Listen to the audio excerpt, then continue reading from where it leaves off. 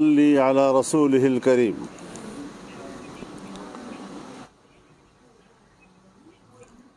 پورے ملک میں عام انتخابات کا اعلان ہو چکا ہے۔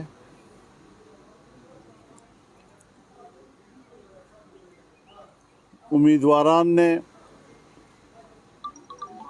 داخلی بھی کر لیے ہیں، ان کی داخلہ کے کاغذات کی جانچ پڑتال کے مراحل چل رہے ہیں، اور اس وقت پوری قوم 8 فروری کی طرف متوجہ ہے۔ جمعیت علماء اسلام ایک بڑی اہم سیاسی مذہبی جماعت کے طور پر انتخابات میں حصہ لے گی۔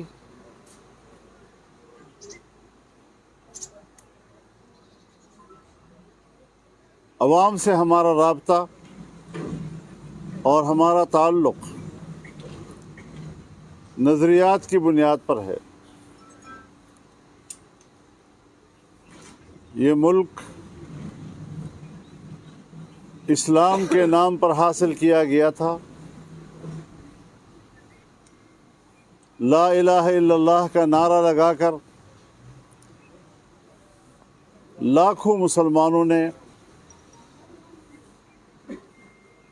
اور ہماری ماؤں بہنوں نے اس وطن عزیز کے لیے جانوں کی قربانیاں دیں، لیکن 75 سال گزر جانے کے بعد بھی ہماری جدوجہد کا محور یہ ہے کہ پاکستان کو ایک مکمل اسلامی مملکت کی شناخت دی جائے،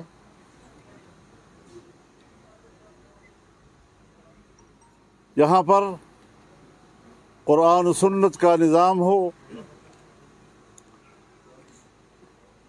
اور قرآن و سنت کی روشنی میں قانون سازی ہو، انسانی حقوق کا تحفظ ہو، اور عام آدمی کو پرامن زندگی گزارنے کے مواقع حاصل ہوں۔ تعلیم اور صحت ان کے بنیادی اور اساسی حقوق ہیں، انہیں مفت تعلیم اور مفت صحت کے مواقع مہیا کیے جائیں، لیکن بدقسمتی سے ہم آج بھی اپنے اس وطن عزیز کو ایک اسلامی مملکت کی شناخت نہیں دے سکے ہیں۔ حکومتیں آتی ہیں اور وہ مصلحتوں کا شکار ہو کر اپنا وقت گزار دیتی ہیں، لیکن 9/11 کے بعد پاکستان کے حکمرانوں کی ترجیحات وہ ایک اسلامی پاکستان کی نہیں رہی۔ آج اس کی شناخت مسخ ہو چکی ہے اور ایک سیکولر اسٹیٹ کے طور پر دنیا میں متعارف ہو رہا ہے۔ یہ ہمارا ہدف ہے کہ ہم اس وطن عزیز کی دنیا میں شناخت ایک اسلامی پاکستان کی صورت میں کریں، جو پاکستان کے آئین کا تقاضا ہے۔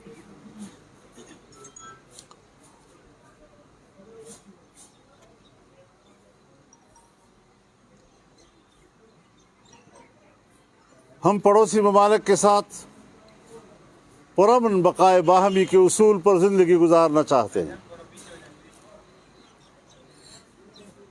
اختلافات کو بین الاقوامی اصول اور بین الاقوامی قوانین کے تابع ہوتے ہوئے حل کرنا چاہتے ہیں، مسائل کو مذاکرات کے ذریعے حل کرنا چاہتے ہیں، مسئلہ کشمیر کو سلامتی کونسل کی قراردادوں کے مطابق حل کرنا چاہتے ہیں،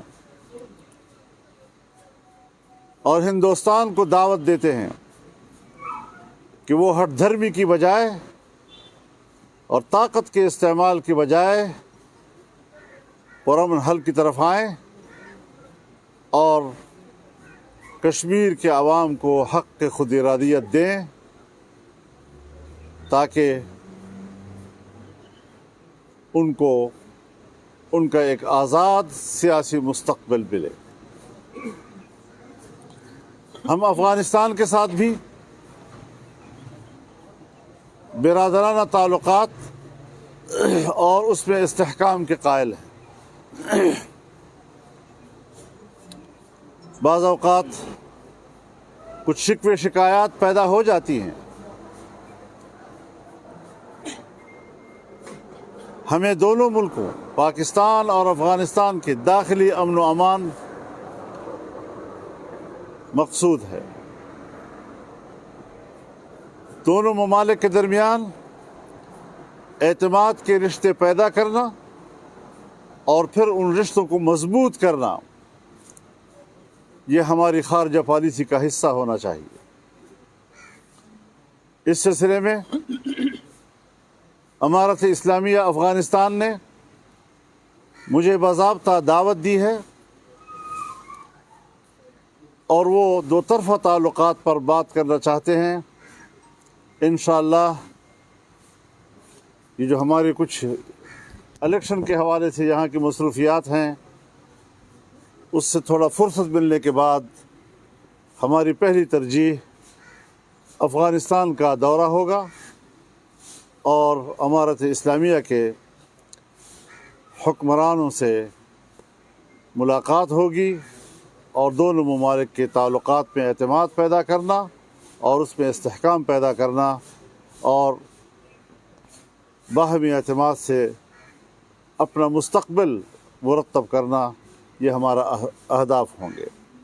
پاکستان کا استحکام افغانستان کی ضرورت ہے اور افغانستان کا استقلال یہ پاکستان کی ضرورت ہے۔ اس وقت ملک کے اندر امن و امان کی صورتحال دگرگوں ہے۔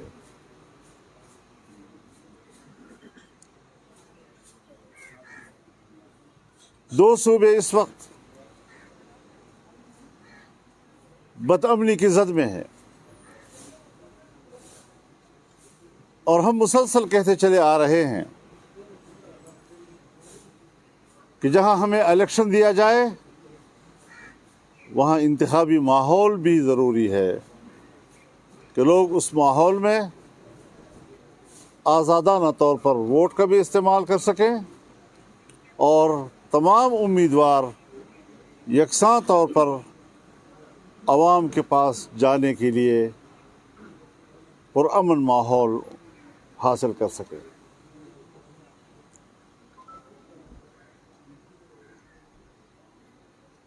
تو یہ ساری چیزیں اگلے الیکشن میں ہمارے اہداف ہوں گے۔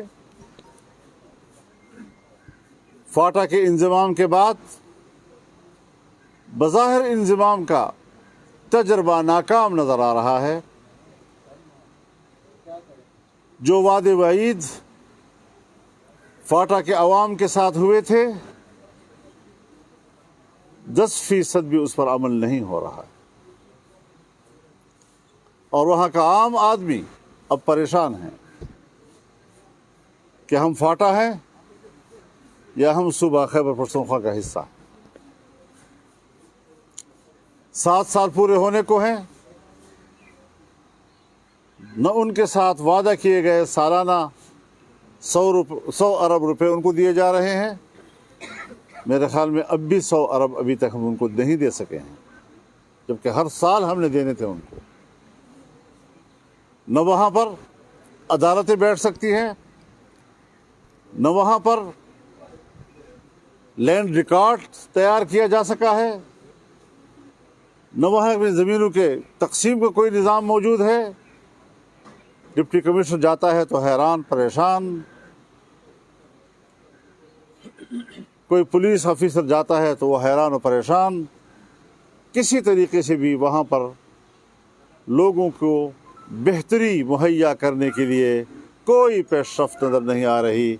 یہ ہمارے اہداف میں ہوگا کہ ہم ان کی بہتری کے لیے اقدامات کر سکیں۔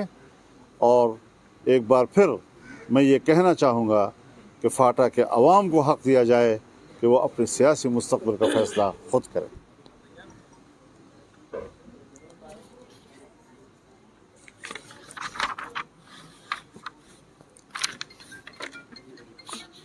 اس وقت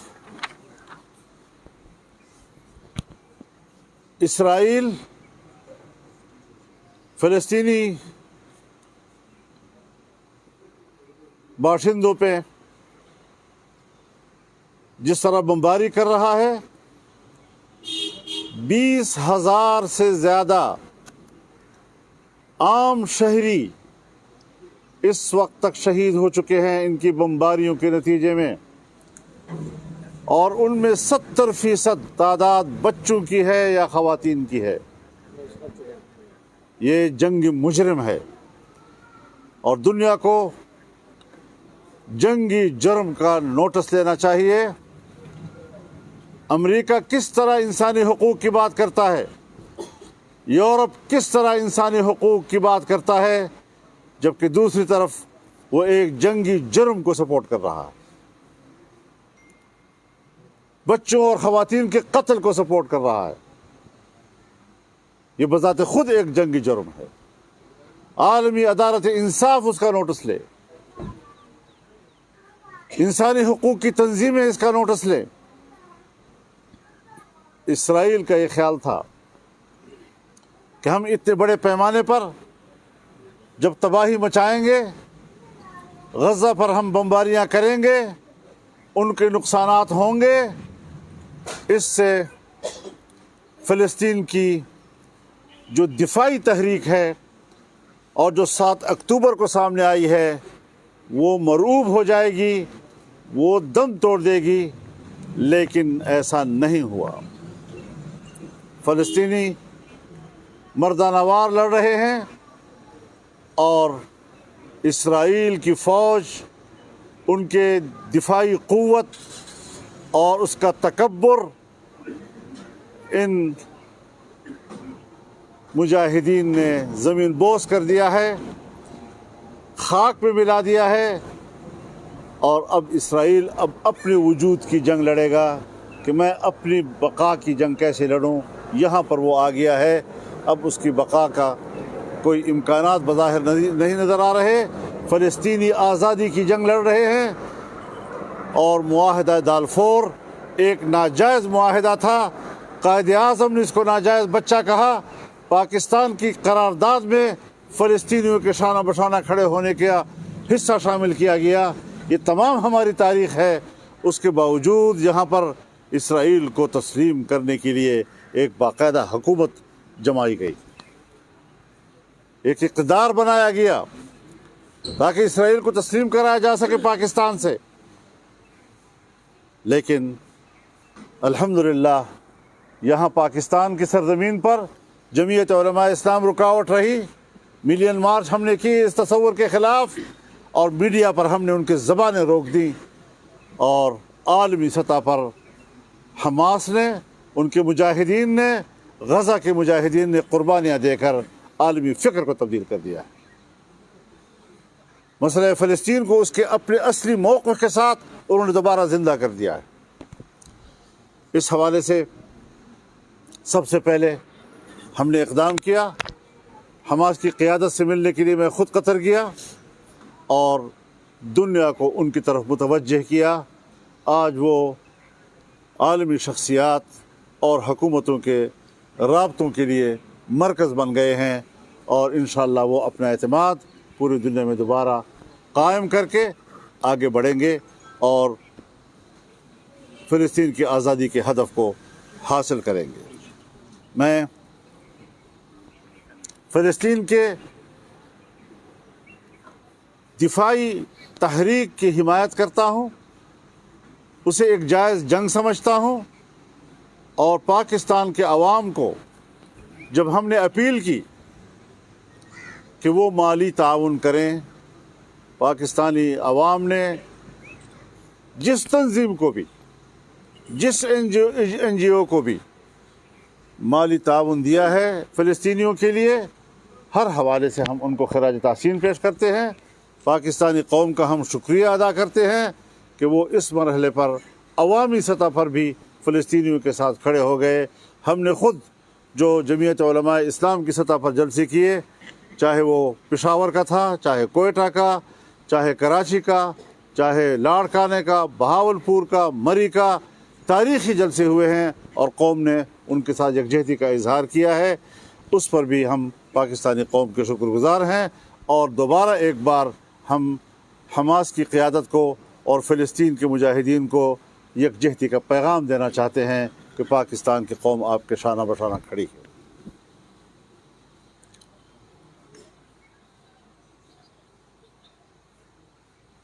مولانا صاحب یہ بتائیے کہ آپ نے الیکشن کی بات کی، اسٹارٹ الیکشن سے ہوا، بلوچستان سے ایک ایک لوگ آئے ہوئے ہیں لاپتہ افراد کے مسئلے پہ، کیونکہ بلوچستان اور خیبر پختونخوا کا مسئلہ ہے، وہ آپ کے پریس کانفرنس پہ نظر نہیں آئے، تو اس پہ آپ کیا کہتے؟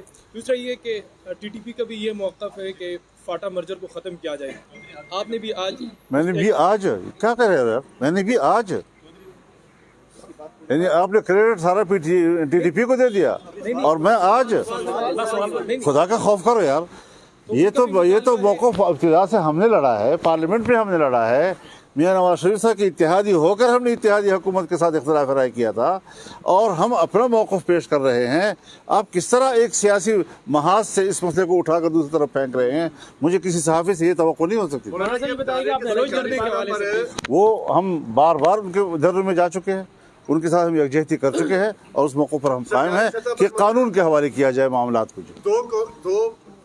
دو قومی جو فلسطین کے حوالے سے ہے، پھر ایک کمپین چل رہی ہے کہ دو ملکی جو ہے فلسطین کو بھی اور اسرائیل کے بھی حوالے سے، اگر یہ نقطہ نظر بدقسمتی سے ہمارے نگران وزیر اعظم نے، جس کو شاید سیاست کے ابجد کا بھی پتہ نہیں ہے لیکن ملک کا وزیر اعظم تھا کہ ہماری قسمت، انہوں نے کہا ہے کہ قائد اعظم نے بھلا کہا ہو، ہم اسے اختلاف کر سکتے ہیں۔ کل کوئی آدمی اٹھے گا اور کہے کہ قائد اعظم نے بھلا دو قومی نظریے کی بات کی ہو، ہم اس سے اختلاف کر رہے ہیں، ہم ان کو نہیں مانتے، پاکستان کا وجود غلط تھا، سر نو مسئلہ اٹھایا جا سکتا ہے، کس طرح متوجہ کیا انہوں نے؟ کیا پنڈورا بس کو کھول رہے ہیں جی؟ اب پاکستان ایک ملک ہے، ایک حقیقت ہے، اس وقت اختلاف رائے کا حق تھا، ایک جمہوری رائے تھی، بننے کے بعد اس کے وجود کا تحفظ یہ ہمارا فرض بن گیا، لہٰذا یہ چیزیں اسرائیل کے لیے دلیل نہیں بن سکتی۔ اگر اسرائیل کے لیے دلیل بنتی تو پاکستان کے قیام کے حوالے سے دو قومی نظریہ تو 1940 میں طے ہوا تھا، اس کے باوجود قائد اعظم نے کیوں کہا کہ وہ غلط ہے؟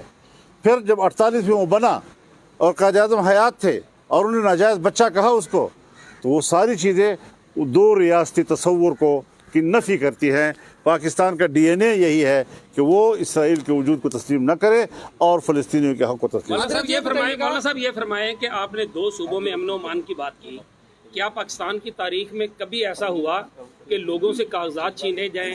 پرویز الہی کی بیوی کے ساتھ جو ہوا، عثمان ڈار کی والدہ کے ساتھ جو ہوا، جو شاہ ملک قریشی کے ساتھ ہوا، کیا کبھی ایسا بھی ہوا؟ یہ بھی لیول پلینگ فیلڈ ہونی چاہیے۔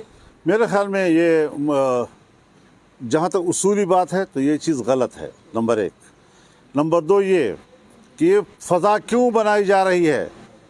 پی ٹی آئی کے ساتھ زیادتی نہیں ہو رہی، پی ٹی آئی کو اس الیکشن میں پروجیکٹ کرنے کا پر کام ہو رہا ہے۔ یہ چیزیں ہم سمجھتے ہیں جی، ان چیزوں کو دوسرے پہلو کو بھی دیکھنا چاہیے کہ جو لوگ اس ملک پہ لائے گئے، معیشت تباہ کر دی گئی، اور آپ نے عوام کو اور ملک کی معیشت کو دیکھا کہ جس دن عدالت نے ان کے حق میں فیصلہ دیا، اگلے دن ہماری اسٹاک ایکسچینج -500 چلی گئی، -500 پہ چلی گئی۔ جب کل اس کے آگے 2 دن کے بعد پھر دوسرا فیصلہ آیا کہ نہیں، نااہلی برقرار رہے گی، ہم 1500 प्लस पे चले गए दोबारा जी। यानी कौम खौफ खा रही है, मुल्क की मईशत तबाह हो रही है।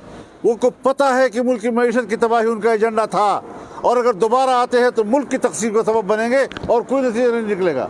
लिहाजा इस अंसर के खिलाफ कौम को एक सफ होना होगा और इन चीज़ों पे न जाए, रोज़मर्रा के नजरियाती तौर पर सोचे कि ये लोग कौन हैं।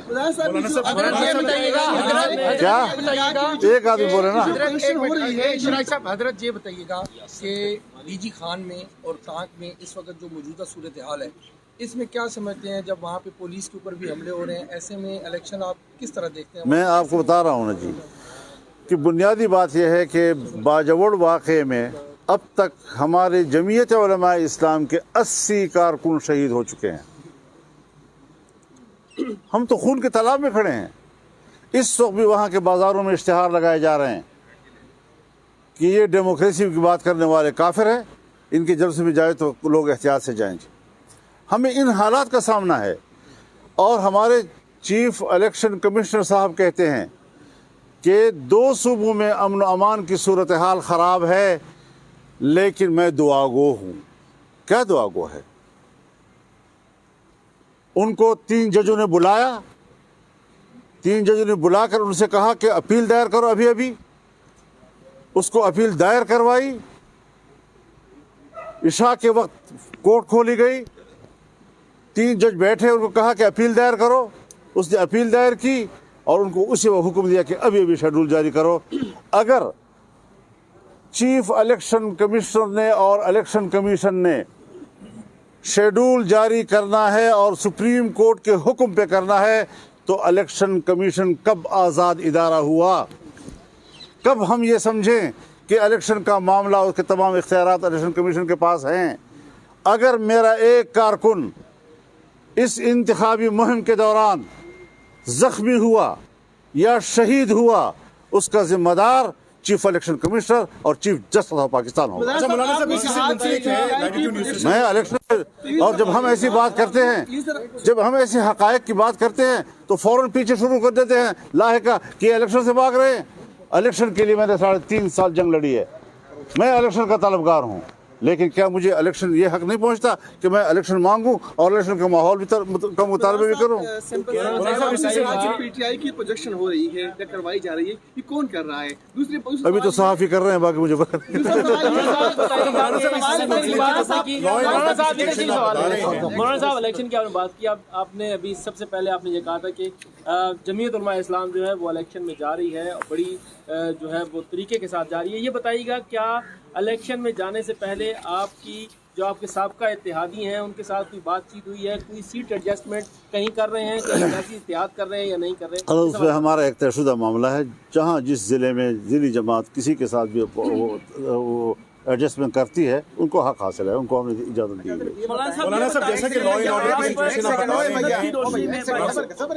जैसा कि आप लॉ एंड ऑर्डर की सिचुएशन बता रहे हैं, ऐसी सूरत में इंतखाबी मुहिम तो हर सूरत करनी पड़ेगी। तो आपकी इंतखाबी मुहिम हजरत, हमें बाकायदा इंतज़ामिया की तरफ से नोटिस मिले हैं, हमें बाकायदा नोटिस मिले हैं, सिर्फ मुझे नहीं बाकी पार्टियों को भी, कि आप इलेक्शन कमीशन के लिए ना, आप इलेक्शन कैंपेन में नहीं जाएंगे बाहर।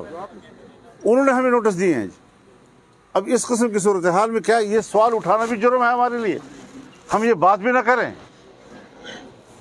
तो माहौल तो दिया जाए ना हमें ना। अफगानिस्तान के दौरे का आपने जिक्र किया कि अफगानिस्तान के दौरे पर आप जा रहे हैं, मुहाजिरीन के इखराज के पाकिस्तानी फैसले और फिर तालिबान हुकूमत के सख्त रद्द-ए-अमल के बाद सूरत हाल बहुत हद तक गैर वाज़ेह है, तो क्या इस मुलाकात का कोई एजेंडा तय पाया है? इंशाल्लाह ये बुनियादी अहम नुकात हैं, और मुहाजिरीन के हवाले से एक मेरी अपनी सोच है कि ये एक मुल्क का एक तरफा मसला नहीं है।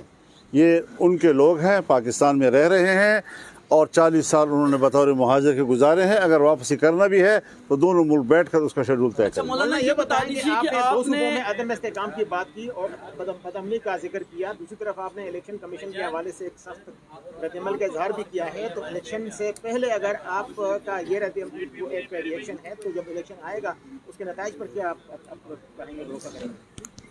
मैं यही फिक्रमंदी मुझे है जो आप सवाल कर रहे हैं कि इस माहौल में जो इलेक्शन होगा उसके नताइज के बारे में क्या कहा जाएगा, जब लोग वोट ही नहीं डाल सकेंगे, जब टर्न आउट ही नहीं होगा, ठंड की वजह से भी और बदलने की वजह से भी लोग नहीं निकल सकेंगे। क्या देंगे आप इलेक्शन पर? तो यही है कि हमें इस सूरत हाल पर गौर करें। बड़े तो वो हैं ना, इदारा तो वो हैं, हमारी शिकायत मैदान पे आ गई है, कुछ सोचे तो इस बात के ऊपर। यहाँ पर हमारी सुप्रीम कोर्ट डायरेक्ट उनको बुला कर कहती है कि अभी अभी एक अदालती मार्शल का तासुर दे रहे हैं। ये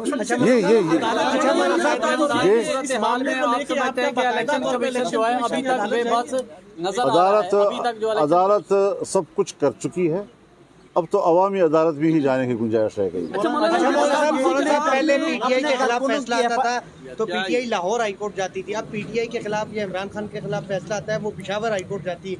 आप ये नहीं समझते कि मैच फिक्स है? पेशावर हाईकोर्ट में जिस जज साहब ने फैसला दिया है, पहले तो ये देखना है कि इलेक्शन कमीशन का जो फैसला है उनके निशान पर पाबंदी लगाने का, वो पूरे मुल्क पर हावी है, उसका जो रिडक्शन पूरा मुल्क है। और पेशावर हाई कोर्ट के हुदूद जो है वो सिर्फ अपना सूबा है। एक सूबा पूरे मुल्क के फैसला कैसे कर सकता है कि उसको निशान दिया जाए? दूसरी बात यह है कि यही जज पीटीआई की हुकूमत में एडिशनल एडवोकेट जनरल उनका रहा है, और पिछले इलेक्शन में इसका एक कज़न जो है वो इलेक्शन लड़ रहा था, और अभी ये जब जज है तो उसका दूसरा कज़न जो है वो हमारे इलाके में इलेक्शन लड़ रहा है। अब जो इस तरीके से पीटीआई के पार्टी का एक हिस्सा नज़र आते हैं, बराह रास्त न सही, बिलवास्ता सही, ख़ानदानी लिहाज से सही, उनसे हम क्या तवक्को रखें कि वो इस किस्म के फैसले किस बुनियाद पर कर रहे हैं? लिहाजा ऐसे फैसलों पर कौम एतमाद नहीं कर रही है, और हम पर उन लोगों को दोबारा मुसल्लत करने के रास्ते दिए जा रहे हैं जो मुल्क की मईशत को तबाह करे, आलमी बिरादरी में हमारे एतमाद को तबाह करे, पाकिस्तान के दोस्तों को पाकिस्तान से दूर करे, यहाँ पर सरमायाकारी का रास्ता रोके। अच्छा मौलाना, ये बताइए जी आपने कुरान और सुन्नत की रोशनी में निज़ाम के कायम करने का मुतालबा किया जो वज़ाहत आपको मंशूर है। 16 माह आपकी इत्तेहादी हुकूमत रही है, आपने कोई एक इक़दाम जो इस निज़ाम को कायम करने के हवाले से लिया, और अगर ऐसा नहीं हुआ, क्या ये इतना अहम मामला नहीं है कि हुकूमत से अलहदा हो जाना चाहिए था? बिल्कुल आपकी बात सही है। मैं जमहूरी आदमी हूँ और मैं जोहद मुसलसल पे यकीन रखता हूँ। एक दफ़ा ब्रेक लग जाए और बर्तन तोड़ दो, मैं उस वाला नहीं हूँ। मैं हुकूमत में भी शामिल होता हूँ दूसरी जमातों के साथ, तो मैं अपना फ़र्ज़ पूरा करता हूँ कि भाई ये करना है, लेकिन उससे तवक्को नहीं वाबस्ता करता कि खामखा उससे वो सब कुछ कर लेना है, क्योंकि शायद उसके मंशूर की तरजीहात में ना हो। तो यहाँ पर जो सूरत हाल थी वो सूरत हाल बिल्कुल आर्जी थी। एक फितने से हमने निजात हासिल कर दी थी और अपने एक पुरअमन पाकिस्तान की तरफ और एक मुस्तहकम हमने मुल्क को मुश्किल से डिफ़ॉल्ट से निकाला है, लेकिन आज फिर डिफ़ॉल्ट का ख़तरा हो गया है। जब हम निकले हैं तो मुल्क माशी लिहाज से, लिहाजा हर मौके के अपनी तरजीहात होती हैं। हम हर चीज़ को हिकमत के साथ देखते हैं, अपने मुतालबे का मकाम भी जानते हैं और फौरी जो ज़रूरतें होती हैं उसको भी हम जानते हैं। मौलाना साहब, मेरा सवाल ये है कि आपने जो खदशात का भी इजहार किया है इलेक्शन के हवाले से, और आप 2 सूबे इलेक्शन में प्रैक्टिकली हिस्सा नहीं लेंगे तो कंट्रोवर्शियल हो जाएगा, या उसका नताइज क्या होंगे? इसके लिए आपकी सबसे बड़ी जो हदीफ जमात है या इत्तेहादी जमात है, मुस्लिम लीग नून है, तो क्या आप लोग रिटर्न इसकी तरफ नहीं जा सकते कि एप्लीकेशन दी जाए कि इस पर नज़रसानी की जाए जो शेड्यूल है? एक दूसरा छोटा सा सवाल इससे रिलेटेड ये है कि इस वक्त मुल्क को इस्तेकाम चाहिए, उसके लिए स्टेबिलिटी और 5 साल गवर्नमेंट चाहिए। तो जब आप पीडीएम की गवर्नमेंट बनी, अब आप लोग मुशावरत भी कर रहे हैं, मियाँ साहब भी वापस आए, तो आने वाली गवर्नमेंट 5 साल के लिए होगी या 3 साल के लिए प्राइम मिनिस्टर आएगा? वही प्रैक्टिस है। पहली बात यह है आपकी कि देखिए हम अदालत में जाएंगे, कैसे जाएंगे हम? मुझे 1000 पीटीआई से इख्तलाफ है। लाहौर हाई कोर्ट ने एक फ़ैसला दिया, क्या सुप्रीम कोर्ट का फ़र्ज़ नहीं था कि वो पहले उस पिटीशन को सुने? बजाय सुनने के उनको शोकाज़ जारी कर दिया, उसको शोकाज़ जारी कर दिया उन्होंने। अब इस रवैये के साथ हम नज़रसानी की दरख्वास्त कैसे दें, किसको दें? ये हमारे सीनियर वकील बैठे हुए हैं, बार एसोसिएशन के साबिक़ सदर हैं, ये बताएं कि क्या ऐसे कोर्ट में हमारे जाने से कोई इंसाफ के तवक्कुआत हो सकते हैं? तो हम अपना राय दे रहे हैं, अपना तासुर पेश कर रहे हैं कि ये सूरत हाल, इस पर हमारी एक राय बनती है। अदालत जो फैसला देती है वो पब्लिक की मिल्कियत बन जाती है और उस पर राय देना ये कोई जुर्म नहीं है। हम मुतमईन नहीं है। मौलाना साहब, मुस्लिम लीग नून के साथ खैबर पख्तूनख्वा में सीट एडजस्टमेंट का कोई प्लान है? और दूसरा ये है कि टीटीपी के साथ साबका हुकूमत पीटीआई की जो हुकूमत थी उसमें कई मुज़ाकरात हुए, यहाँ से बाकायदा जरगे गए जिसमें जमीयत उलमा इस्लाम के रहनुमा थे। आपके जाने के बाद क्या आपके ख्याल में पाकिस्तान में कुछ अमन आ जाएगा?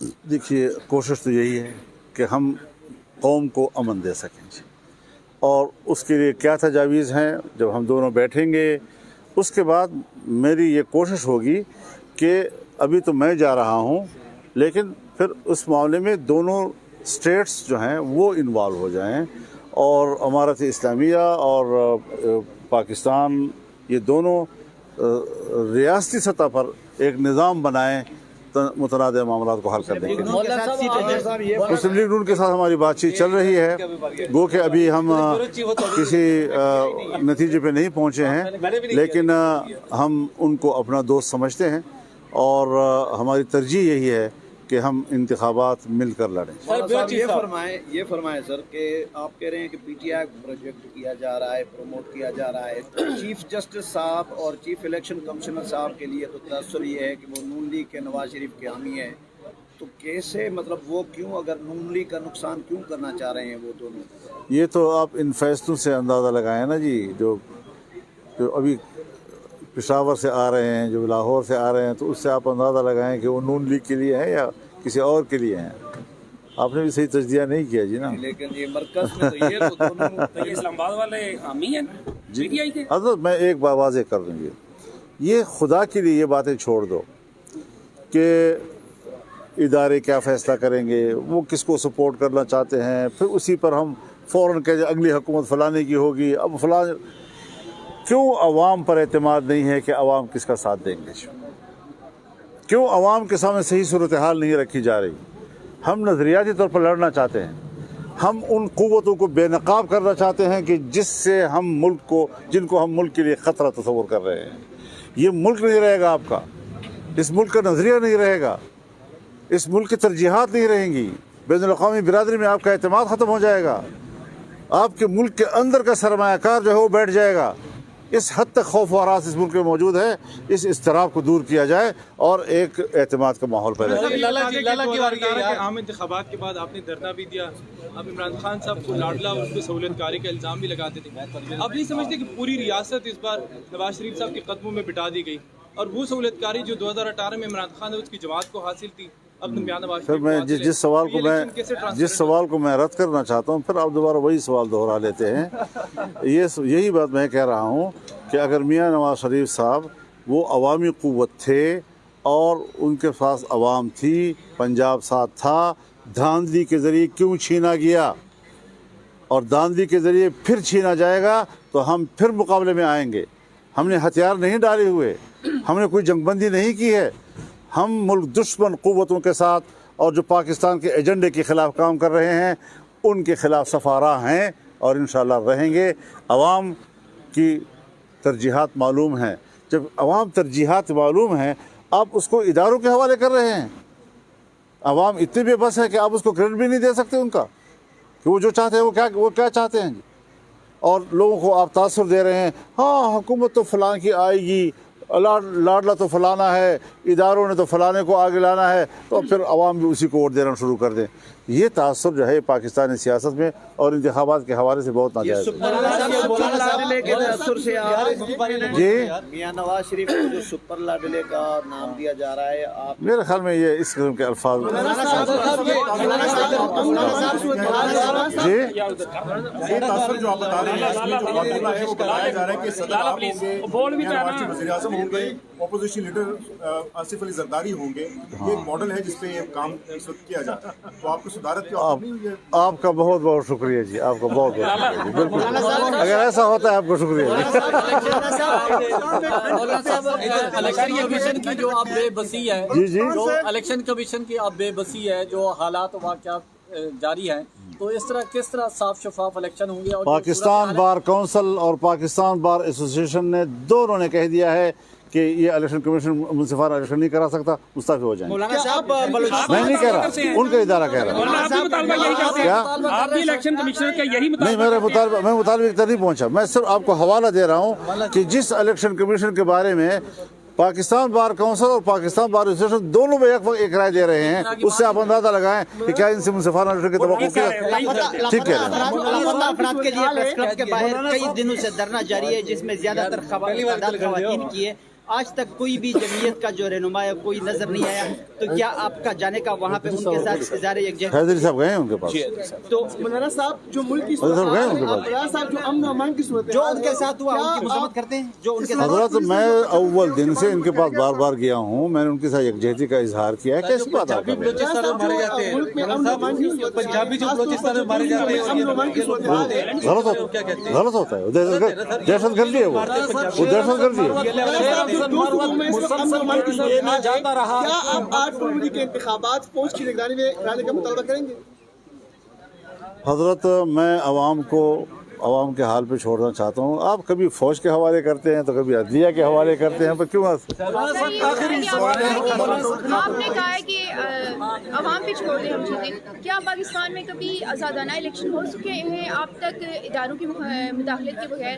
پاکستان میں اس طرح کا سسٹم ابھی ہمارے پاس ادارے ہیں ایسے کہ جو آزادانہ الیکشن کروا سکیں؟ دوسرا سوال میرا یہ کہ آپ کہہ رہے ہیں کہ افغانستان کے ساتھ ہم جو ہے تعلقات بنانے جا رہے ہیں اور آپ وزٹ بھی کریں گے، طالبان حکومت کو آپ تسلیم کرتے؟ کیا وہاں سے اگر آئے کہ شریعت نافذ کر دی جائے پاکستان میں، تو اس کو آپ کیسے دیکھیں گے؟ اس کی وہ کریں گے مخالفت؟ دیکھیے، ہم تو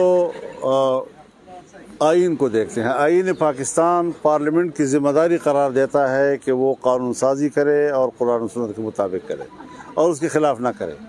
اب عملی طور پر ایسا نہیں ہو سکا ہے، تو ہم جدوجہد میں ہیں اس وقت، اور ہم یہ جدوجہد جاری رکھنا چاہتے ہیں۔ جمعیت علماء مسلح جنگ پر یقین نہیں رکھتی، اور پاکستان کے جمعیت سے باہر کے تمام مکاتب فکر کے علماء اس بات پر متفق ہیں کہ پاکستان میں مسلح جنگ نہیں ہونی چاہیے، سیاسی جدوجہد ہونی چاہیے اور اس کے نتیجے میں مقاصد حاصل کرنے چاہیے۔ لیکن بدقسمتی سے حالات بن گئے ہیں، اب ان حالات کو دوبارہ اصل حالات پہ لانا، پرامن صورتحال پہ لانا، نارمل کرنا، اس کے لیے کوشش کرنے کی ضرورت ہے۔ ہر دفعہ ایسا ہوتا ہے کہ ایک مخالف کو اندر کیا جاتا ہے، دوسرے کو کھل کے کھیلنے کا موقع دیا جاتا ہے، جیسے 2018 میں ہوا۔ آج کی اگر آپ کی یہ فتح ہوتی ہے، مخالف آپ کا اندر ہو، اس فتح کو کیسے آپ سیلیبریٹ کریں؟ میں تو ویسے بھی بار بار کہہ چکا ہوں یار کہ مجھے تو اس سیاست میں مزہ ہی نہیں آ رہا، اور اس لڑائی کا مزہ ہی نہیں آتا جس میں میرا مخالف جو ہے جیل میں اور میں باہر ہوں۔ تو آ جائیں، میدان میں آئیں تاکہ کھلی لڑائی ہو اور ٹھیک ٹھاک ہم قوم میں جائیں، وہ بھی قوم میں جائیں۔ مسلح جنگ لڑنی نہیں ہے، دلیل کی وجہ سے لڑنی ہے۔ بہت شکریہ آپ کا۔